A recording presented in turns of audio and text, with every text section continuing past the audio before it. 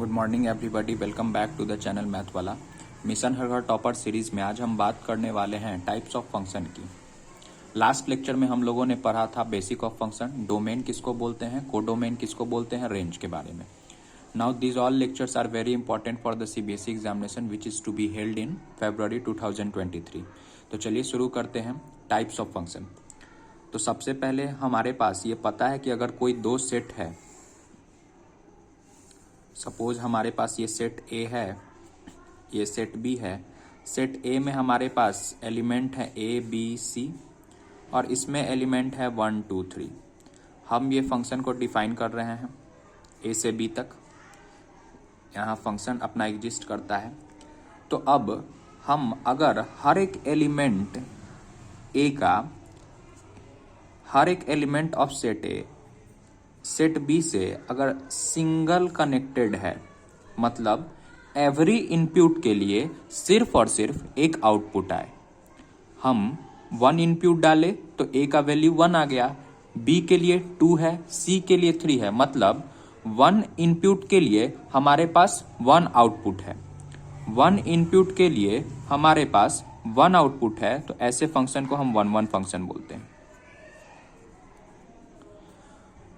अगर दो set exist कर रहा है, सेट ए और सेट बी, और ए से बी में हमारा फंक्शन डिफाइन है, और सेट ए के सारे एलिमेंट के लिए सेट बी का हर एक एलिमेंट सिंगल वैल्यू देता है, मतलब हर एक इनपुट के लिए every element of set A gives a single element set B का, मतलब हर एक इनपुट के लिए एक आउटपुट आए। जैसे ए के लिए 1 हो गया, बी के लिए 2 हो गया, सी के लिए 3 हो गया, तो ऐसे फंक्शन को हम 1 1 फंक्शन बोलते हैं। वेयर हमको पता है कि सेट ए के सारे एलिमेंट को हम डोमेन बोलते हैं। लास्ट लेक्चर में we have seen set A is equal to what, domain. Set B के सारे एलिमेंट को हम कोडोमेन बोलते हैं, और एसोसिएटेड एलिमेंट जो बी के सारे एलिमेंट हैं उनमें से एसोसिएटेड एलिमेंट विथ सेट ए, तो वैसे एलिमेंट को हम रेंज बोलते हैं। तो यहां पे तो सारे एलिमेंट बी के सेट ए के सारे एलिमेंट से एसोसिएटेड हैं, डेट मीन्स रेंज 1 2 3 हो जाएगा। और सेट बी का सारा एलिमेंट को हम कोडोमेन बोलते हैं। तो सेट ए हो गया डोमेन, सेट बी हो गया कोडोमेन। सारे एलिमेंट सेट ए के हम बोलते हैं डोमेन, सारे सेट बी के एलिमेंट को कोडोमेन बोलते हैं, और एसोसिएटेड एलिमेंट उनको हम रेंज बोलते हैं। एसोसिएटेड एलिमेंट 1 2 3 है, मतलब सारे एलिमेंट एसोसिएटेड हैं ए के साथ, तो यहाँ कोडोमेन और रेंज दोनों इक्वल हो जाएगा, क्योंकि कोडोमेन हम सेट बी के सारे एलिमेंट को बोलते हैं, और रेंज भी 1 2 3 तीनों हो जाएगा। तो सेट बी मतलब कोडोमेन और रेंज दोनों इक्वल हो गया। नेक्स्ट है many one function. Many one function की हम बात करेंगे अब।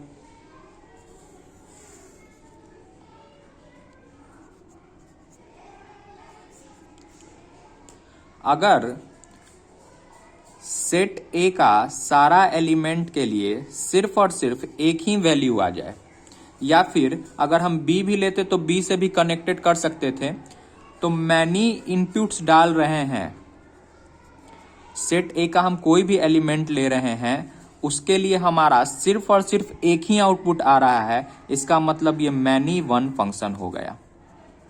मैनी इनपुट्स मतलब सेट के कोई भी एलिमेंट को हम एज ए इनपुट यूज करें तो उसके लिए सिर्फ और सिर्फ एक ही वैल्यू आ रहा है, डेट इज ए। तो ऐसे सेट के हम ऐसे एलिमेंट को हम, ऐसे फंक्शन को हम मैनी वन फंक्शन बोलते हैं।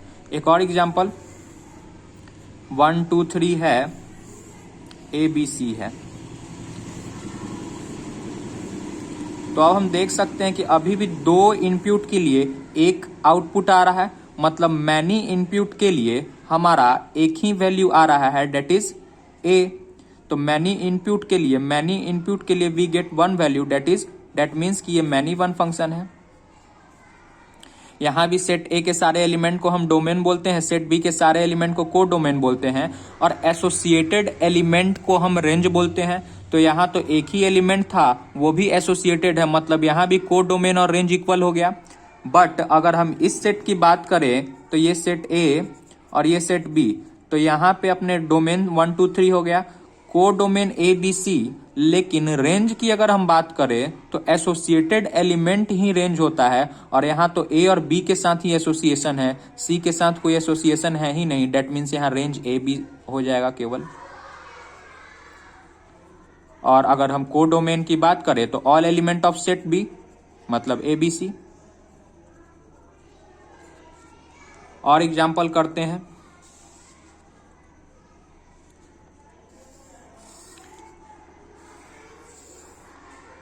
One two three A B C,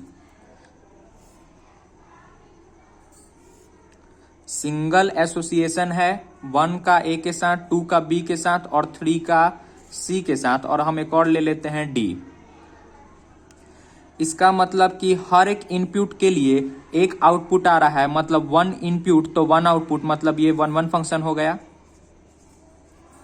1 1 function. एक और एग्जांपल मैनी वन फंक्शन का करते हैं। 1 2 3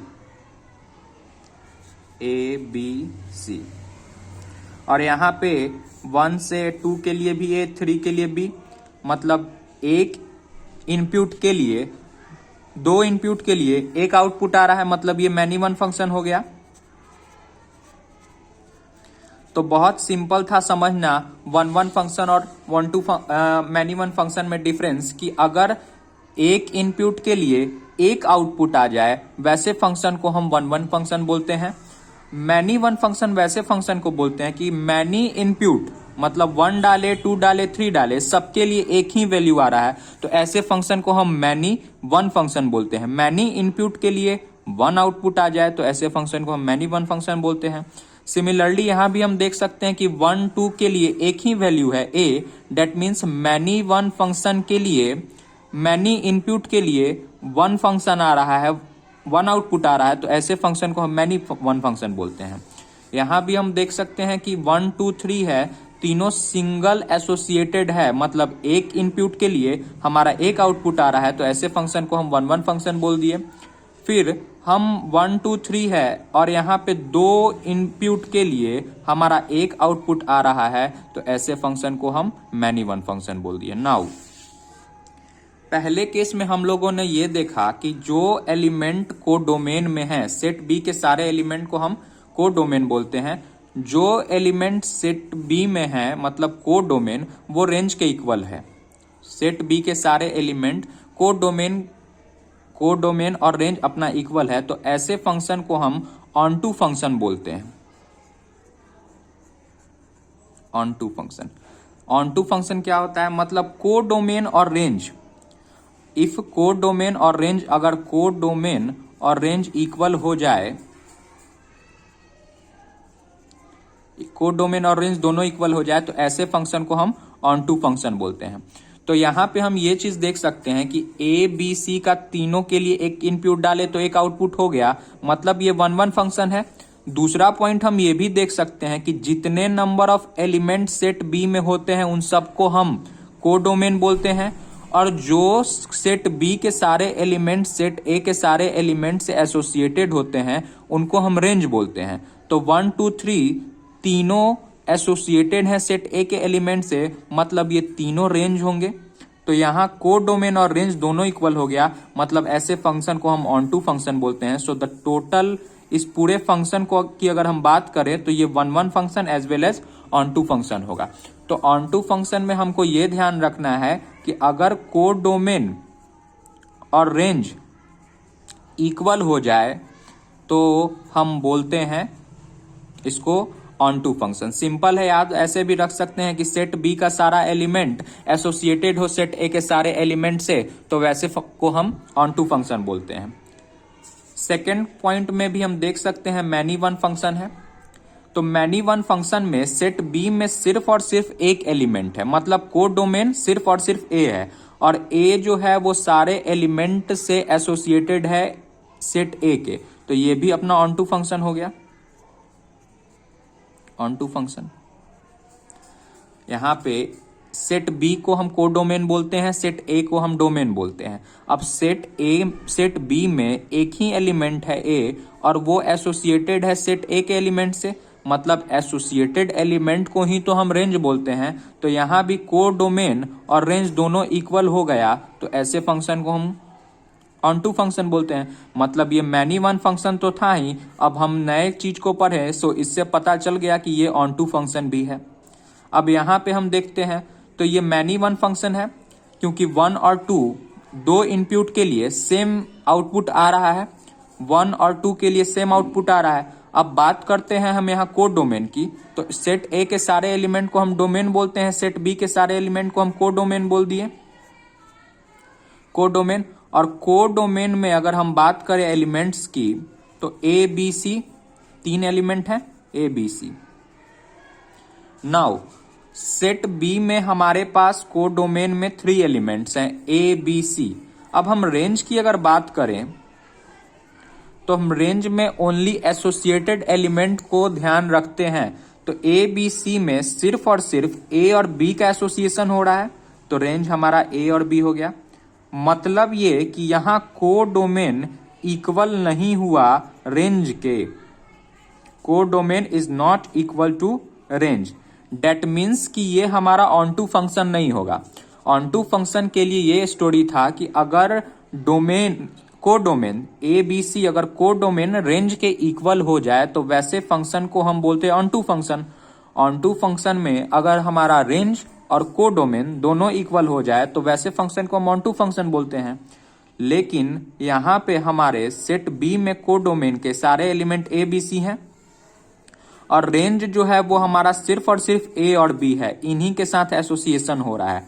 डेट मीन्स कि ए बी जो है वो रेंज है और ए बी सी कोडोमेन है। तो जब कोडोमेन रेंज के इक्वल ना हो तो वैसे फंक्शन को हम इनटू फंक्शन बोलते हैं। जब कोडोमेन रेंज के इक्वल ना हो तो ऐसे फंक्शन को हम इनटू फंक्शन बोल देते हैं। यहां कोडोमेन रेंज के इक्वल नहीं था। सिमिलरली अगर हम बात करें सेट ए है, ये सेट बी है, 1 2 3 सेट ए में एलिमेंट है और एवरी इनपुट के लिए 1 आउटपुट आ रहा है, 1 इनपुट 1 आउटपुट, 1 इनपुट 1 आउटपुट, यहां भी 1 इनपुट है, यहां भी 1 आउटपुट है। तो हर एक इनपुट के लिए केवल और केवल एक आउटपुट आ रहा है, तो ऐसे फंक्शन को हम 1 1 फंक्शन बोलते हैं। ये हम ऊपर सीख गए। नाउ अब देखना ये है कि सेट बी जो होता है, सेट बी के सारे एलिमेंट को हम कोडोमेन बोलते हैं। अब कोडोमेन में हमारे पास एलिमेंट है ए बी सी डी और रेंज की अगर हम बात करें तो सिर्फ और सिर्फ एसोसिएटेड एलिमेंट होते हैं। तो एसोसिएटेड एलिमेंट यहाँ ए है, बी है, सी है, मतलब यहां भी हमारा कोडोमेन इक्वल नहीं है रेंज के, codomain is not equal to range. So ये भी फंक्शन कैसा हो जाएगा, इनटू फंक्शन। मतलब 1 1 फंक्शन था क्योंकि एक इनपुट के लिए एक आउटपुट था। अब हम ये चेक किए कि कोडोमेन भी इसके रेंज के इक्वल नहीं है, so it will also become into function. अब यहां भी हम देख सकते हैं कि कोडोमेन रेंज के इक्वल नहीं है, codomain is not equal to range, so it's many one function as well as into function. पहले से क्योंकि 2 इनपुट के लिए सेम आउटपुट आ रहा था, डेट मीन्स ये मैनी वन फंक्शन है। उसके बाद ए बी सी तीनों कोडोमेन के एलिमेंट हैं, बट एसोसिएटेड एलिमेंट तो ए बी है, मतलब कोडोमेन हो गया ए बी सी और रेंज हो गया सिर्फ अपना ए बी, क्योंकि एसोसिएशन ए और बी के साथ ही है, 3 का बी से और 1 2 का ए से। तो that was the many one function as well as into function. तो सिंपल था, हम मैनी वन फंक्शन कैसे पकड़ेंगे, तो एक से ज्यादा इनपुट के लिए अगर एक ही आउटपुट आ जाए तो वैसे फंक्शन को हम मैनी वन फंक्शन बोलते हैं। एक से ज्यादा इनपुट के लिए सेम आउटपुट आ जाए तो वैसे फंक्शन को हम मैनी वन। सिंगल इनपुट के लिए सिंगल आउटपुट, मतलब 1 इनपुट के लिए 1 आउटपुट आए तो वैसे फंक्शन को हम 1 1 फंक्शन बोलते हैं। अब 1 1 फंक्शन को ही हम इंजेक्टिव फंक्शन बोलते हैं। 1 1 function is also known as injective function, और ऑन टू फंक्शन को हम सब्जेक्टिव फंक्शन बोलते हैं। और अगर 1 1 function and onto function दोनों हो तो इसको हम बाइजेक्टिव बोलते हैं। सिंपल है कि वन वन फंक्शन अगर हो, मतलब एक इनपुट के लिए एक आउटपुट हो, तो वैसे फंक्शन को हम इंजेक्टिव भी बोलते हैं। ऑन टू फंक्शन मतलब को डोमेन और रेंज दोनों इक्वल हो, तो वैसे फंक्शन को हम सब्जेक्टिव बोलते हैं। और अगर वन वन ऑन टू दोनों हो, मतलब कि एक इनपुट के लिए एक आउटपुट हो और दूसरा की को डोमेन अगर रेंज के इक्वल हो जाए, तो हम वैसे फंक्शन को बाइजेक्टिव फंक्शन बोलते हैं।